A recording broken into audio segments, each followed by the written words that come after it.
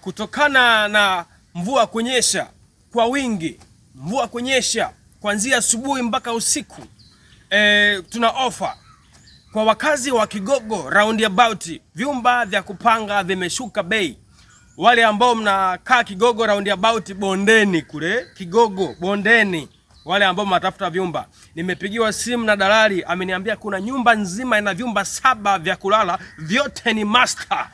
Yani unalala unakojoa umo, ni master bedroom, yani choo ndani kwa ndani, vyumba 7, sebule kubwa, ina tiles, ina gypsum, ina jiko, ina umeme juu ya mwenye nyumba, maji juu ya mwenye nyumba, ina geti kubwa la kusukuma na electric fence, yani fence ya umeme. Kwa kuwa ameshusha bei msimu wa mvua, anasema kwa mwezi utalipia shilingi 40,000 tu. Hataki miezi mingi, anataka mwezi mmoja tu, lakini amesema uwe na roho ngumu. Hizi ndio nyumba ambazo unalala usiku, mvua ikinyesha usiku unakuta majaba yako nje yanapiga doria, masefuria yako nje yanapiga doria, yani kama Titanic fulani hivi.